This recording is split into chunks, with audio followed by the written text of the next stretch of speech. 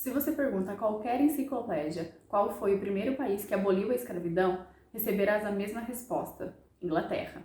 Mas o primeiro país que aboliu a escravidão não foi a Inglaterra, e sim o Haiti, que todavia continua espiando o pecado de sua dignidade. Esse trecho é de Eduardo Galeano e serve para introduzir o vídeo de hoje, a Revolução Haitiana.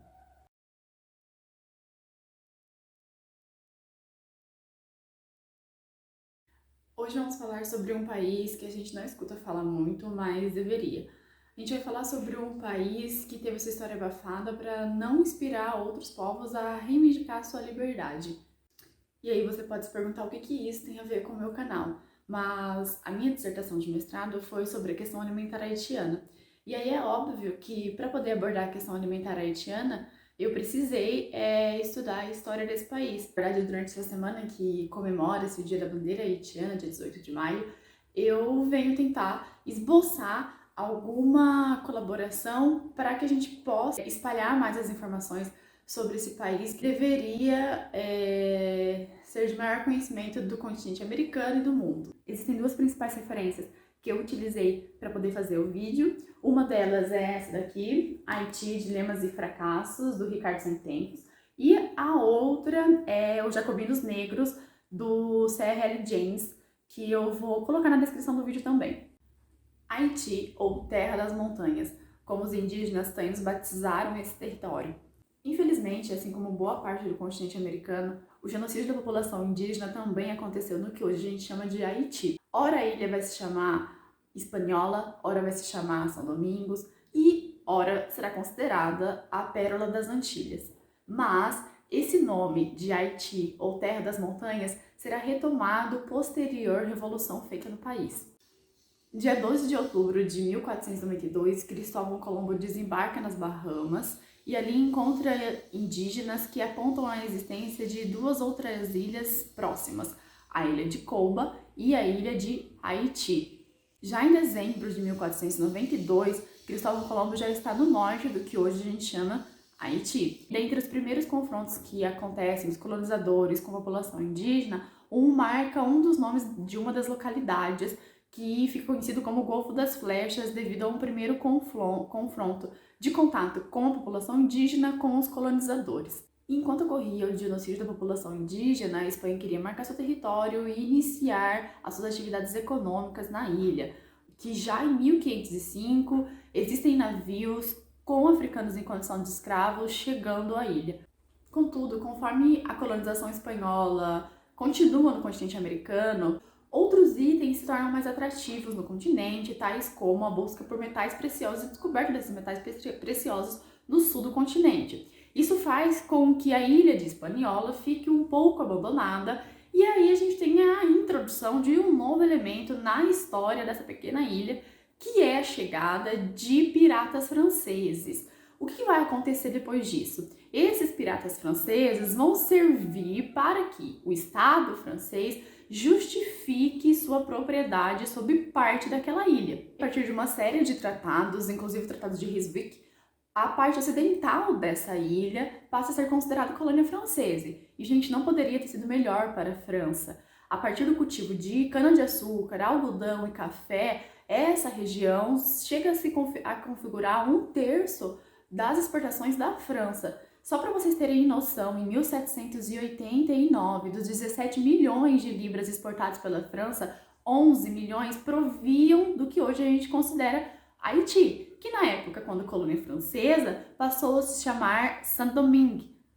E aí você pode dizer, nossa, como os franceses foram bem-sucedidos nesse processo de exploração dessa nova colônia. Mas o que acontece, como a gente bem sabe, é que essa riqueza não foi produzida pelos franceses. Eles se apropriaram da mão de obra escrava de, pelo menos no ano de 1789, 450 mil africanos em condição de escravos.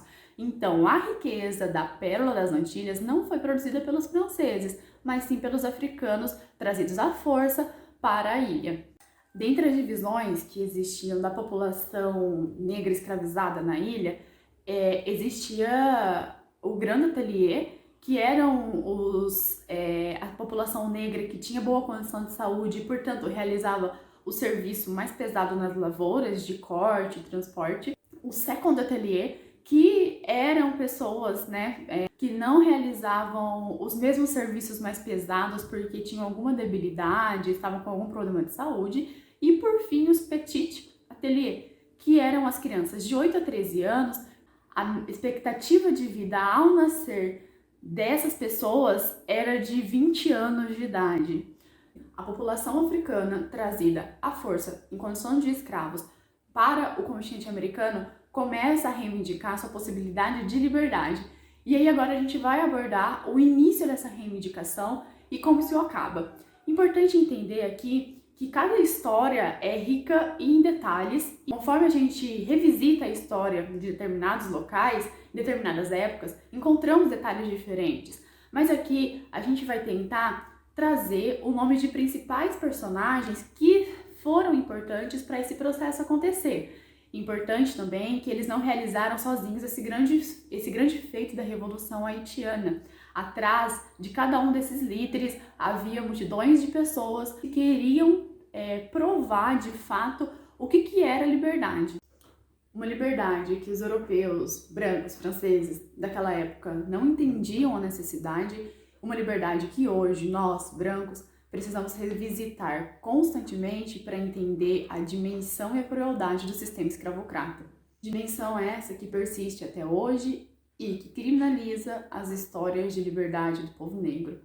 Não à toa, nas diversas oportunidades que vários meios de mídia tiveram de abordar a realidade haitiana, não mencionaram a Revolução Haitiana como deveriam. Trata-se de aproximadamente 100 anos antes do início da Revolução Francesa, os primeiros levantes contra o sistema escravocrata existente no Haiti. Dentre as personalidades que nós vamos citar, a primeira delas é o McCandle.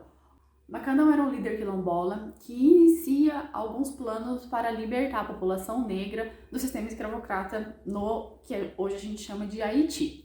O que acontece é que esses levantes são reprimidos. E aí, quando inicia a Revolução Francesa, lá na metrópole, óbvio, né, lá na França, na colônia, ou seja, no que hoje a gente chama de Haiti, na ilha de Saint-Domingue, alguns boatos sobre o lema igualdade, liberdade, igualdade e fraternidade começam a circular pelo território e negros e negras escutam os seus senhores dizendo, né, sobre as preocupações que lhes causam a questão da Revolução Francesa. Até julho de 1791, vários levantes já tinham ocorrido pela ilha, mas foi em 22 de agosto de 1791 que algo de especial acontece. Bolkman, que era uma liderança voodoo da ilha, solicita que negros e negras escutem a voz da liberdade que ecoa nos seus corações e que eles possam, de fato, derrotar o que simboliza tanta dor e sofrimento para seus corpos e almas. Depois desse momento, os grupos passaram a se organizar e colocar em prática, de fato, os planos para derrotar esses símbolos de dor e sofrimento. Um mês depois de vários levantes acontecendo pela ilha, esse grupo de revoltosos param para se organizar e nesse momento surge uma figura muito importante para a Revolução Haitiana, que é o Toussaint.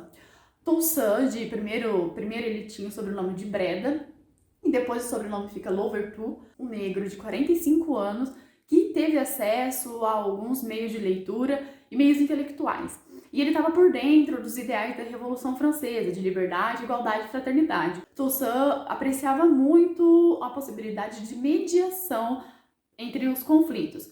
Contudo, ao ver a força que os grupos revoltosos estavam tendo, Toussaint achou importante também fazer parte desse grupo. E em pouco tempo ele passa a liderar o que viria a ser o exército de libertação da população negra no território de Saint-Domingue.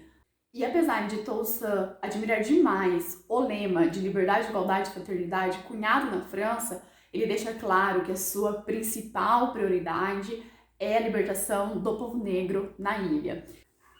E tal era a maestria com a qual Toussaint lidava com toda a situação que Leclerc, um dos homens enviados por Napoleão Bonaparte para poder controlar a situação da ilha, escreve para seu superior. Abre aspas.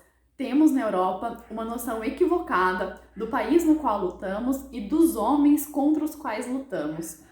Contudo, como Toussaint acreditava nos lemas da Revolução Francesa, mais do que seus próprios idealizadores, tentou inúmeras vezes, confiando no bom senso dos que clamavam por igualdade na França, solicitar a abolição da escravatura. Mas, como coloca em carta, estes não quiseram tocar no assunto da propriedade durante as suas assembleias.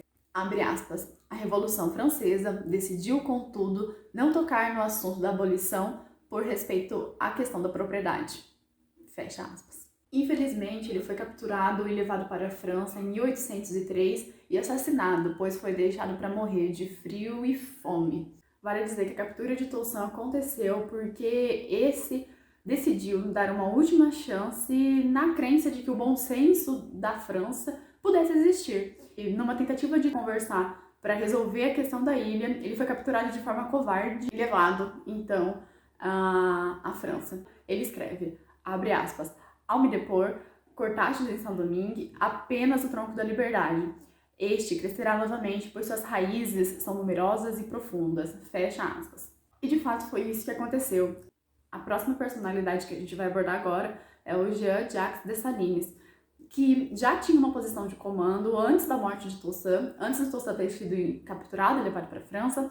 Contudo, se o Toussaint acreditava que uma possibilidade de conciliação em algum momento pudesse surtir algum efeito, Dessalines não fazia questão nenhuma de tentar entender quem estava entre o caminho da liberdade e da população que havia sido feita de escrava até então.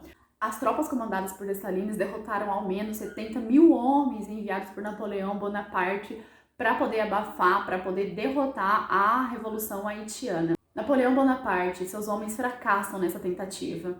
E então, em 29 de novembro de 1803, enquanto Toussaint estava capturado e morrendo na França, Dessalines e a população haitiana conseguem a leitura da Declaração Definitiva de Independência, marcando ruptura com a França e declarando o Estado como Haiti.